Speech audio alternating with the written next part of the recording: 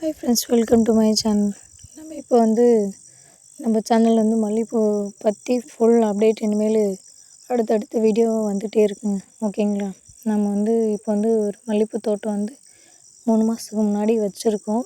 இப்போ ரீசெண்டாக ஒரு 48 நாளைக்கு முன்னாடி ஒரு தோட்டம் வச்சுருக்கோம். பாருங்கள், உங்களுக்கே தெரியும். நம்ம 48 நாளுக்கு முன்னாடி வச்ச தோட்டத்தில் நம்ம ஓடு பயிரை மல்லாட்டை போட்டிருக்கோம்.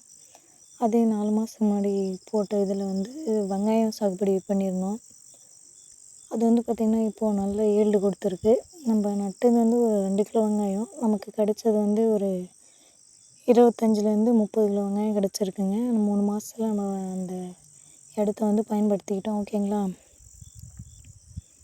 நம்ம செடியை எந்தளவுக்கு மெயின்டெனன்ஸ் பண்ணுறோமோ அந்தளவுக்கு நமக்கு மல்லிகைப்பூவில் பூ வைக்கணும். ஓகேங்களா?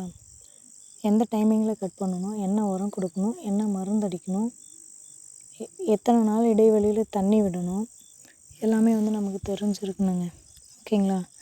நம்மக்கிட்ட பார்த்திங்கன்னா ஒரு 5 செடி 2 வருஷத்துக்கு முன்னாடியே வச்ச செடி இருக்குதுங்க. அதை பாருங்கள், உங்களுக்கு வீடியோவில் போட்டிருக்கேன்.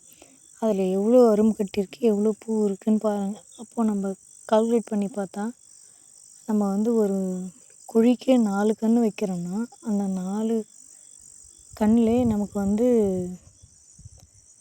பயிர் பண்ணுற பூ நமக்கு ஒரு 1/2 கிலோலேருந்து 3/4 கிலோ வரைக்கும் 1 இயர் செடியில் பூக்குங்க. அப்போ பார்த்துக்கோங்க, கால்குலேட் பண்ணி பார்த்துக்கோங்க, நம்ம எத்தனை குழி எடுத்திருக்கோம், எவ்வளோ வருமானம் வருது அப்படிங்கிறது நான் உங்களுக்கு அடுத்தடுத்த வீடியோவில் லைவாகவே கொடுக்குறேங்க. ஓகேங்களா?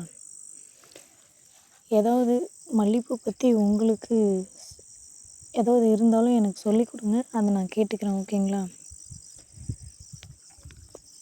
மல்லிகைப்பூ பற்றி நான் உங்களுக்கு லைவில் எல்லாமே எப்படி நட்டிருக்கோம், என்ன பண்ணியிருக்கோம், எல்லாமே உங்களுக்கு அடுத்தடுத்த வீடியோவில் நான் உங்களுக்கு போட்டுட்டு அப்டேட் பண்ணிகிட்டே இருக்கேன். ஓகே ஃப்ரெண்ட்ஸ், நம்ம போடுற வீடியோ பிடிச்சா லைக் பண்ணுங்கள்.